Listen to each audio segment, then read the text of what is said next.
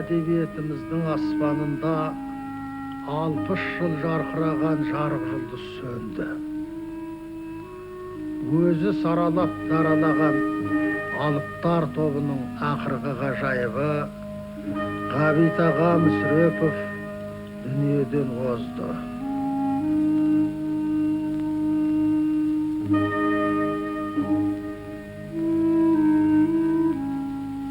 Бірақ ол тірі. Әдебиет әлемінде өлім болмайды деген Гоголь. Өлгендер де құдды тірілер секілді біздің іс-әрекетіміз бен қимыл-харекетімізге тікелей араласып тарта береді.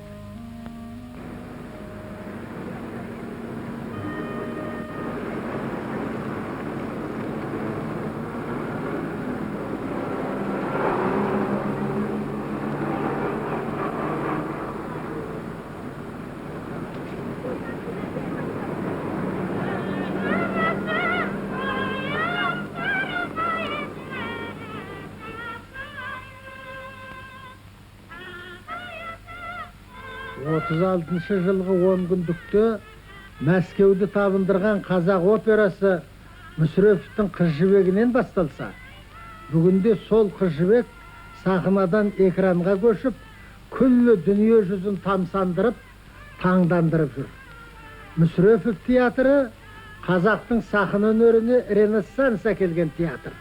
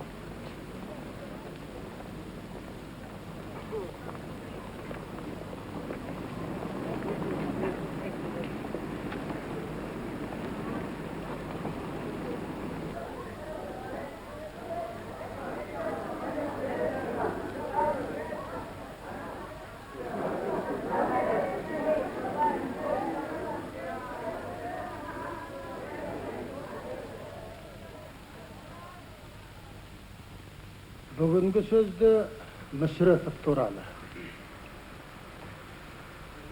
Ғабит Мүсірепов ардақтат. Мүсірепов туралы 1000 сөзден Мүсірепов деген бір сөздің мағынасы әлде қайда терең, мазмұны әлде қайда бай. Демек, Мүсіреповті мақтаудың керегі жоқ. Мүсіреповпен мақтану керек. Талант тумыстан. Италиядағы ояну дәуірінің бір ойшылы Рафаэль Санти анадан 2 қолы жоқ шолақ болып туса да, бәрібір ғажайып суретші болған болар еді депті. Сол секілді Ғабит Мүсірепов өзінің тұла бойы тұңғышы Тулаған толқында повесін жазбай, тіпті қағаз бетіне қалам тартпай тұрған тұмса тұсының өзінде жүрегі тола жыр, жаны жұмбақ сыр, сиқыр талант. Тек әзірге жазбаған жазушы болатын. Сондықтан да Ғабит қаламы қағазға тиген сәттен бастап-ақ бірден Мүсірепов болып шыға келді.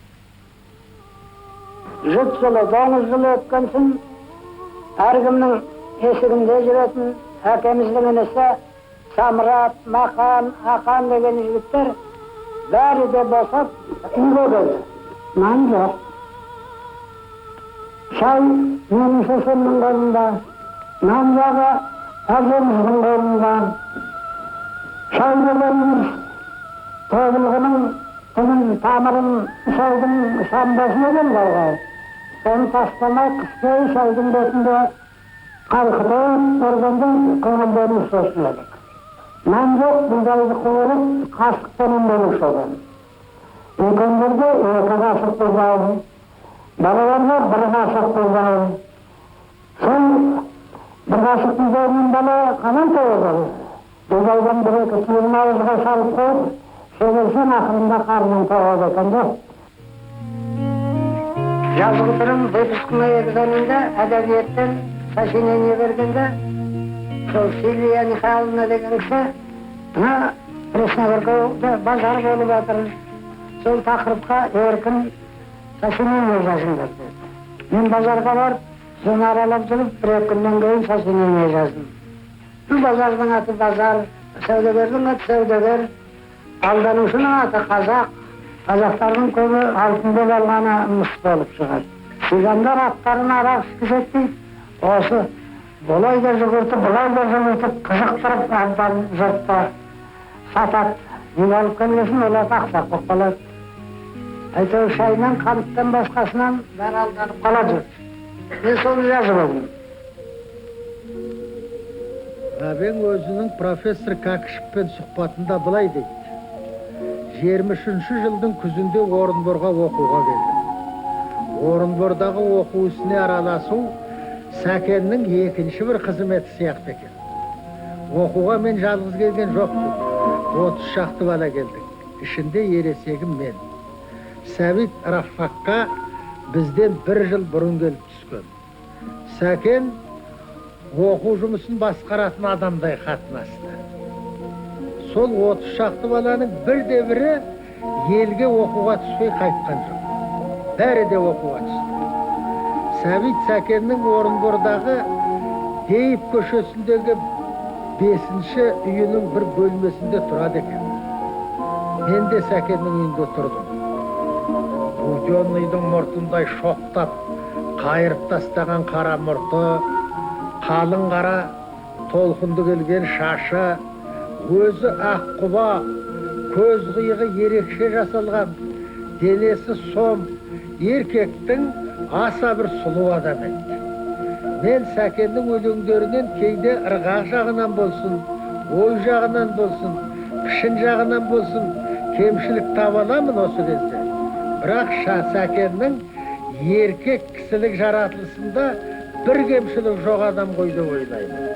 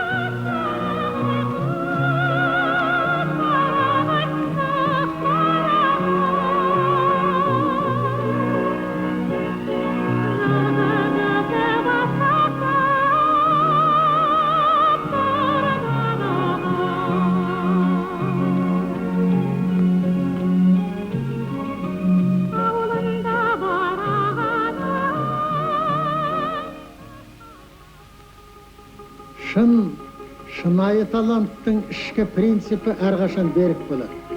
Ол ешкімге һәм еш нәрсеге табынбайды да бағынбайды. Мүсірепов те сондай еді. Соны 30-шы жылдарда аштан қырылып жатқан ел үшін шырылдап, ажалға араша түсіп, Сталинге хат жазды. Қазақтың небір жақсылары мен жайсаңдарын баудай түсіріп, атып асып жатқан қуғын сүргін жылдарында Мүсірепов оқтан да жасқанбай, бейімбет жау болса мен де жаумын деп қасқиып қарап тұрыпты.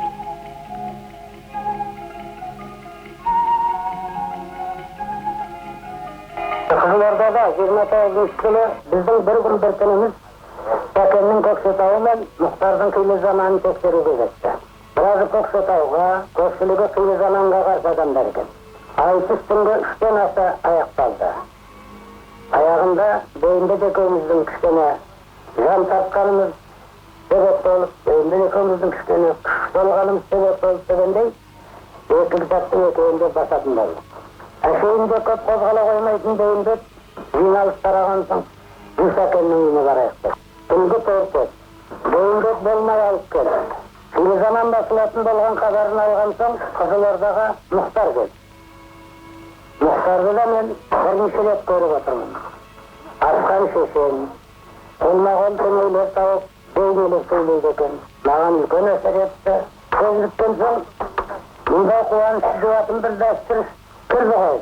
Қайда жуар екенмін деп Мұхтар аз ғана кідірді де, сен менен кішісің ғой, осындайда отау үйлер қолайлы болатын деп. Жаңа бірден өзін түсініп, бірінші кездескеннің өзінде ода ішке тарса бауырына тарта айтты. Бейімбет, Мұхтар, Молдағали, Жолдыбаев үшеуін шақырып қилы заманда біздің үйде жүрді. Мұхтар Алматыға көшірді, Ташкент арқылы жүріп біздің үйге қонақ болып кетті шақырып. Күзге қарай Алматыға көшірді, Ташкент арқылы жүріп, мен бала шағам менен Мұхтардың үйінде, Мұхтардың айналасында екі күн қонақ болып аттандым.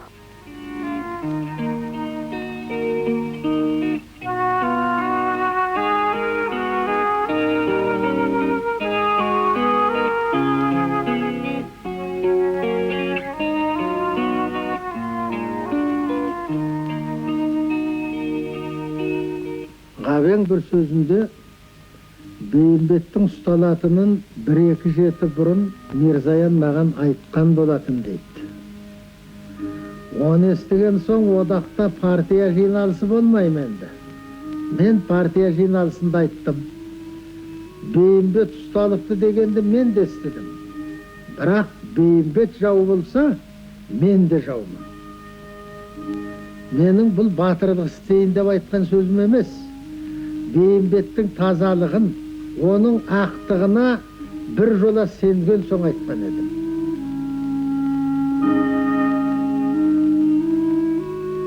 Бір кезде мен Сәуізде отырғанда Мағжанның, Аймауытовтың мәселелерін қойып комиссияға құрғанбыз. Аймауытов туралы бір шала шикі нәрсе бар. Мен өзім сенбеймін оған.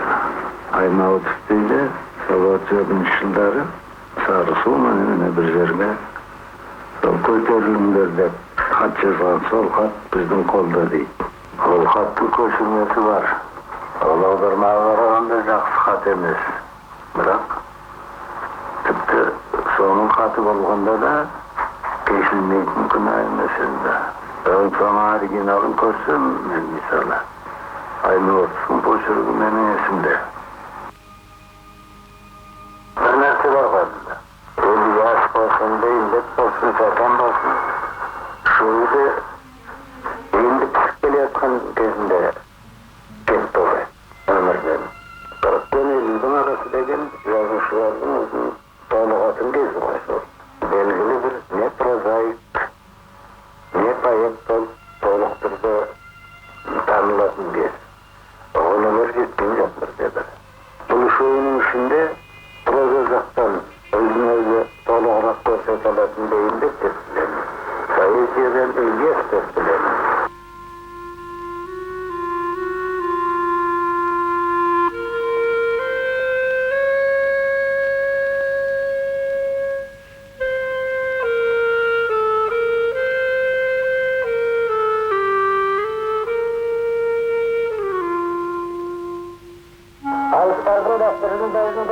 шығарманың жақсылық жақтары мен кемшіліктерін ретке айту бар еді. Бір мысал тағы келтірейін.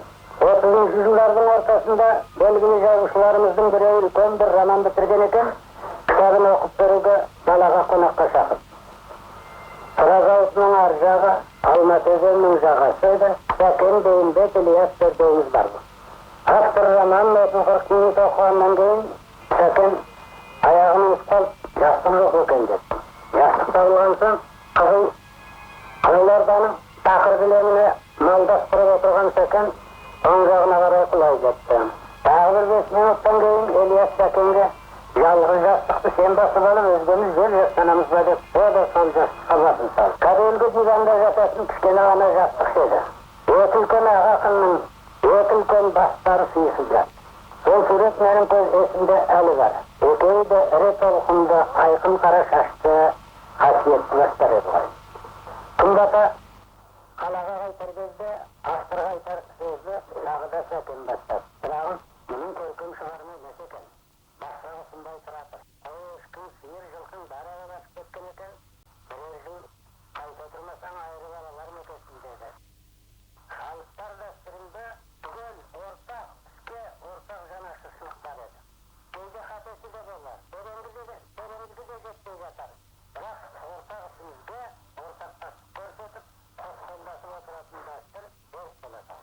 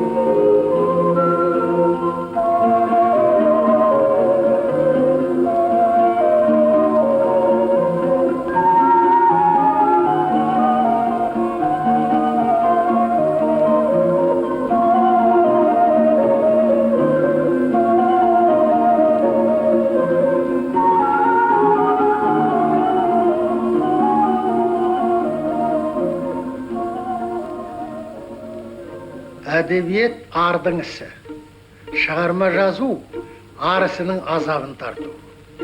Мүсірепов те солай. Жазуынан жазуға дайындығы қиын болады. Менің жазудан көрі әлденелердің себебін ашуға, оқуға түйіншектерінің табиғи шешімін табуға уақытым көп кетеді. Әсіресе оянған өлкені жазу үшін ізденуге көп уақыт кетті. Мысалы, оянған өлкенің 2 кітабы 900 бет болса, ол жөнінде одан-бұдан жинаған материалдарым 1000 беттен артық болады. Жартылай көшпенді ауылдан шыққан мен үшін өндіріс өмірін көрсету оңайға түсті дей алмаймын. Ұлпан менің көріп өскен жағдайымда болса, оянған өлкенің барлық уақиғасы мен үшін таныс жағдай еместі. Амал не, өзіміз деп соқтыққан соң, сол жағдайдың егжей-тегжейін көп зерттеуге тура келді. Оянған өлкеге отырарда жалпысы жыл жарымдай сол тақырыпты айналақтап жүрдім. 5-6 ай Қарағандыда отырдым. Қарағанды елді қарсатпай, жезқазған Ақбұйра Алтай өндірістерін аралауға тура келді. Көмір мыс шахталарында, жұмыскер барақтарында, жұмыскердің қарапайым тіршіліктеріменен танысуға тура келді. Айналасы 3 жылға жақын уақытым осы ізденуге кетті.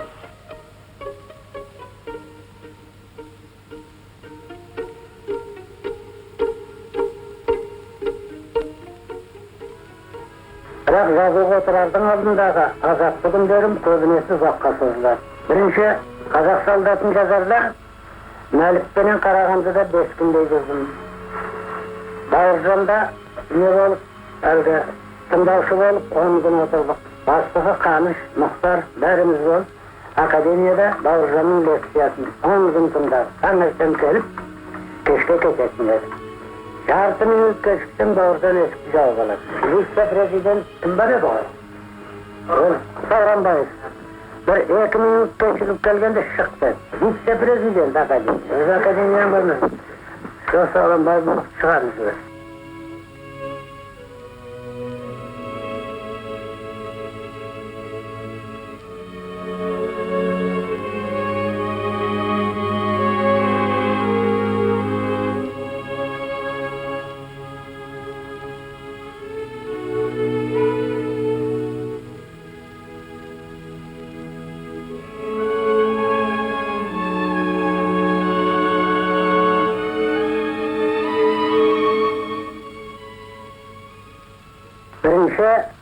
Öz üstalimden, öz bölümümden başka yerde min yazalmayım.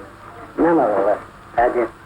Yani kartayganlıktan adetimiz, özü erteden gelecekkan adetim var. İkinci, belgili vakitte yazıp, belgili vakitte demel almayın. Ol mende yok. Keyde tanıta jatam, keyde salıp söyleyip.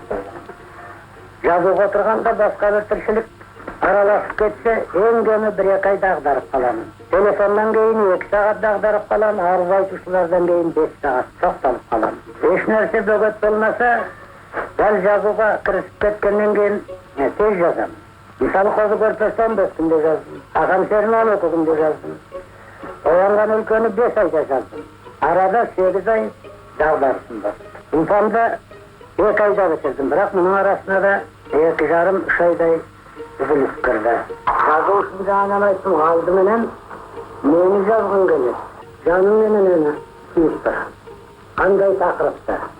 Kanday deyneler jasauga çakırıptır. Can жүрөгүм. Sonra şunda oylanıp taptau gerek.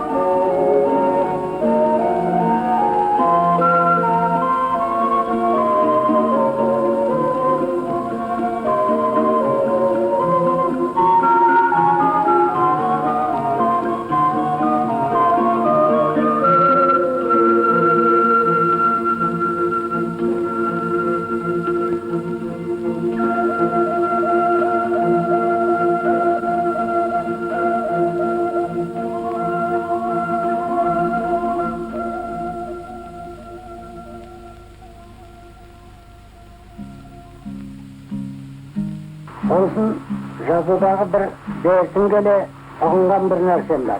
Onu üstün barine de aytkım gelir. Men Spas zavodunun құрылған бері көкөзектің қабағында Ушаков болып тұрмын. Өзім. Көлікші Рай болып та тұрмын. Инженер Некрасов болып та тұрмын. Лаушыз да, жұмыскер де болып тұрмын. Игілік те болып тұрмын. Bir қызығы сонда bir жердің өзін, bir өндірістің өзін әркімнің көзімен қарап, сол адамның тілегіменен шұғылдансаң, көбірек көреді екенсің, түгел көреді екенсің. Сал көкөзек Ушаков үшін, хозяин Ушаков үшін не? Көлік иесі игілік үшін не нәрсе? Көлік жүргізетіндер үшін не нәрсе? Жұмыскер үшін не нәрсе? Солардың әрқайсының орнына өзіңді қойып қарасаң, мысалы көп нәрсені ішіңмен оқығандай екенсің. Бұлай етпей, көлденен келіп күйлегіп, жылдар бойы әлектеніп, еш нәрсе шығара алмай, тастап кеткен нәрселерім аз емес.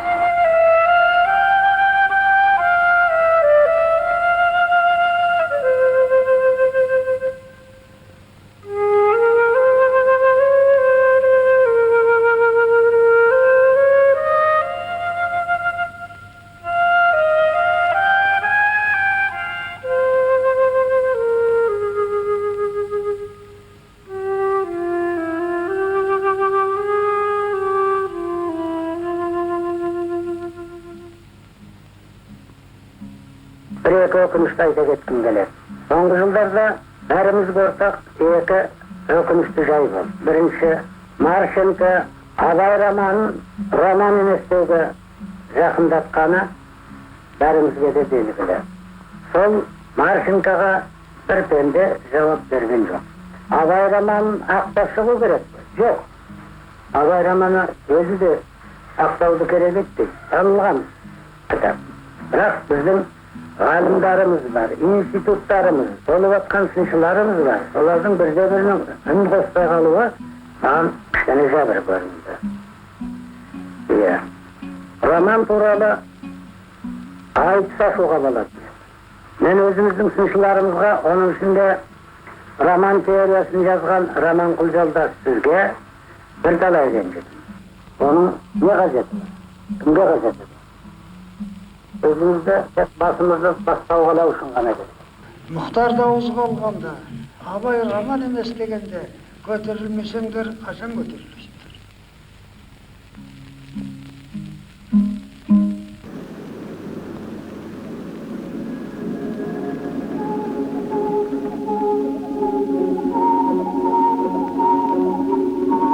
Өмірбеевтің «Қанды тер» романы.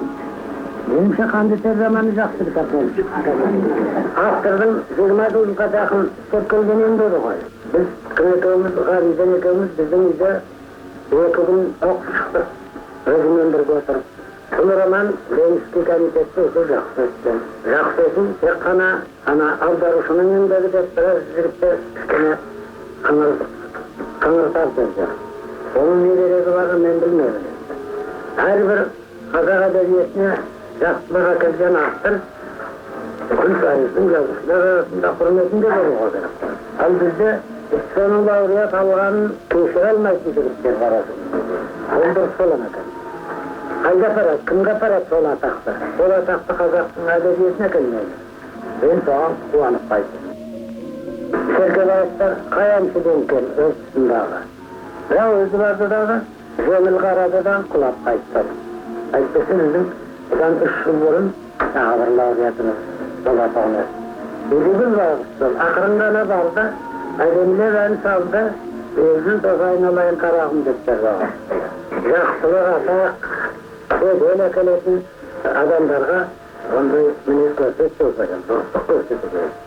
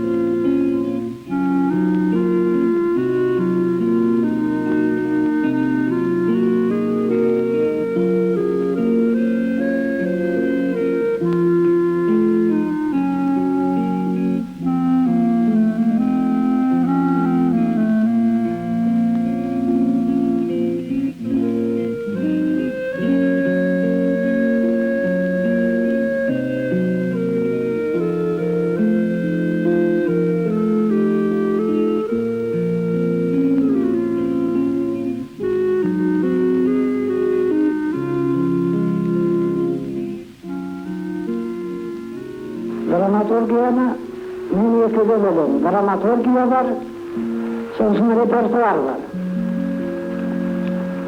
Репертуарға онша кедей емеспіз. Ал драматургияға мен енді қалғызбен қарайтын түсінікті болуға керек, алған тақырыбын толық болуға керек, басынан аяғына дейін жүріп отыру керек. Мысалы, Жүнісов, Сәкеннің өл арасын алайық. Мен мұны драматургияға қосам. Мен қазағыда кішкене жіп таққан, үміт еткен адамдарым бар. Кейде көңілі солардың шығармаларын бақылай жүремін. Өзім Әбіш Кекілбаев, Шерхан, Ысқақ, Сайын, Сәкен, бұлар енді біздің қазіргі қайырған жазушыларымызға қосылады. Ең соңғы айтарым, Шерхан менің бір қатемді дұрыс сынады. Бұдан бұлай шала піскен шығармаларға, танылмаған таланттарға алғы сөз жазбауға уәде беремін.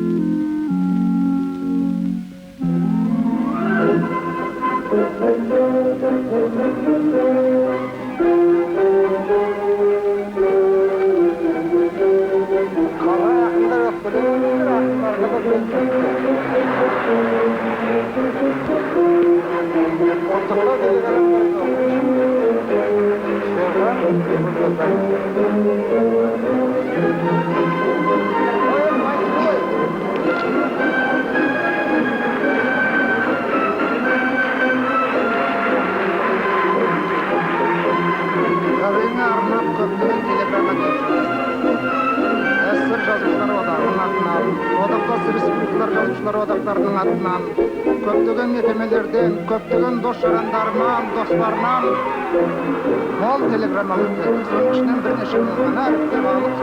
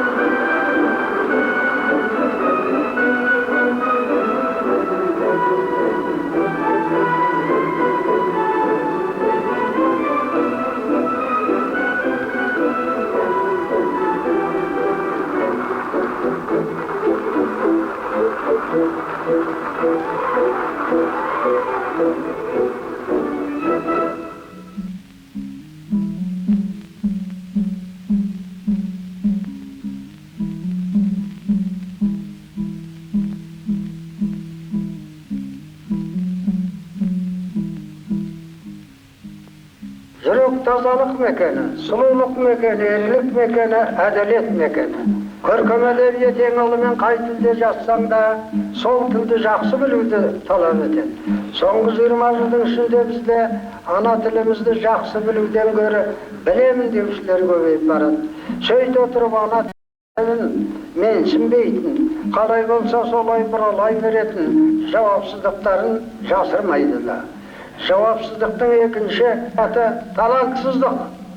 Талант пен жауапсыздық, өтірік пен шындық, көлгірсу мен жанашырлық сияқты бір жүректе сыйыса алмауы керек. Өйткені біз Абайдың қайран тіл, қайран сөз, наданға қадірсіз деген зарлы да, зәрлі де қайғысына тымақ жақындап келіп қалыппыз. Өйткені Абай мұны оқымаған далан адамдарын айтса, біз өзімізді 10 жыл оқытуға шамасы келетін оқыған адамдарға айтуға тура келеді. Сондықтан Абай зарының салмағы бізге 10 есе ауыр түсу керек.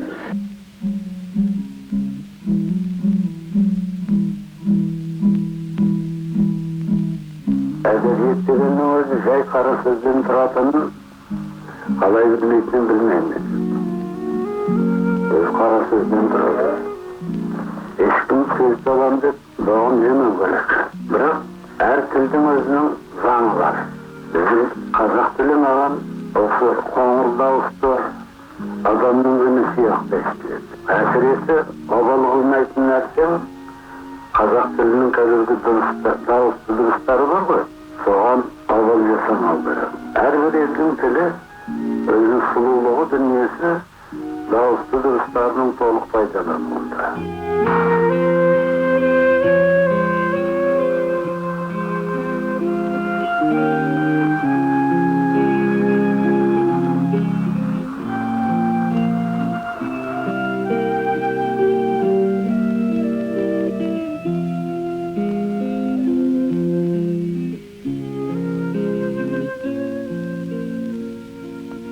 Бүгінгі сөзде Мүсірепов туралы. Жазушыда бір антей. Туған жерге аяғын тік басып, нық басып тұрмаса, о да дегеніне жете алмайды. Атақты ақын Ғали Ормановта мынадай бір әдемі шумақ бар. Қабаққа біткен қарағай, қарасам көкке тірелген, қалай тұр десем құламай, тамырын терең жіберген. Дәл осы өлеңдегі секілді Ғабит Мүсірепов те туған жеріне, өзінің ата жұртына тамырын терең жіберген.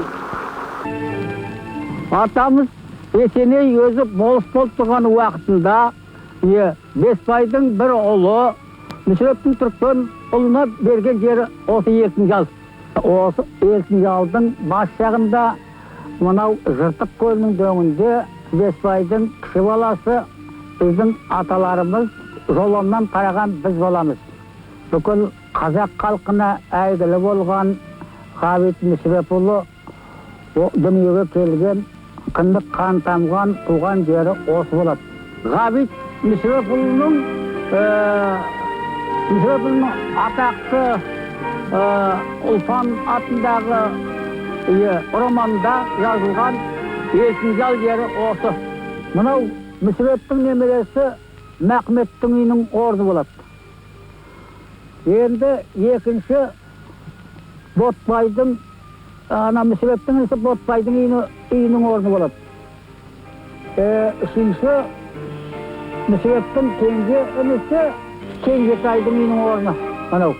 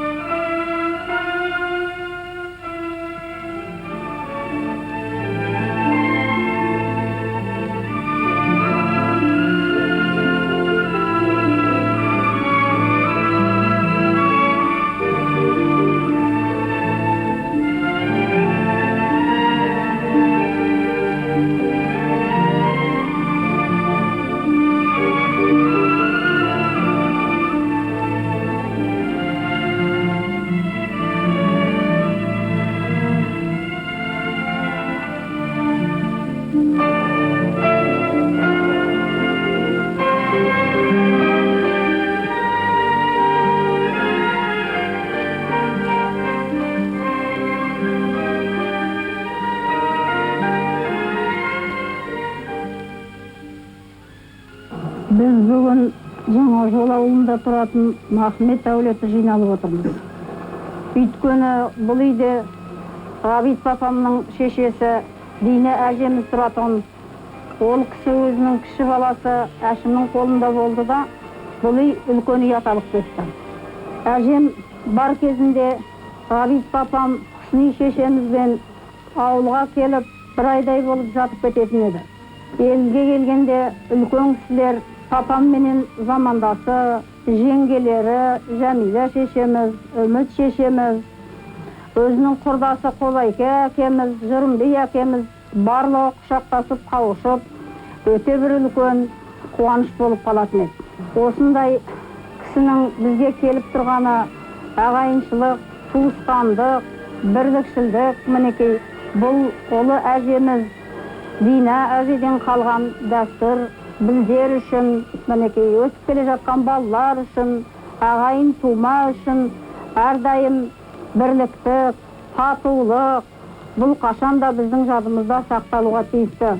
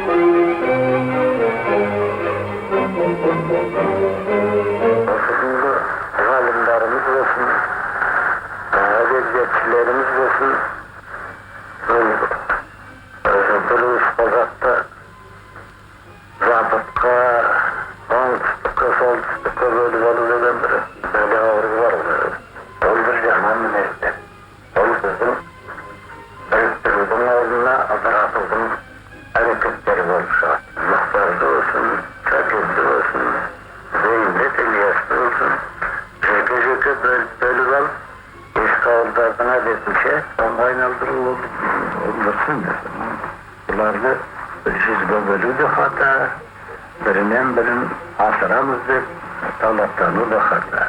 Özü her gayesi öz orunda ülkön yazışılar bunlar. Her gayesinin minezlemesi özüne toluk jetit.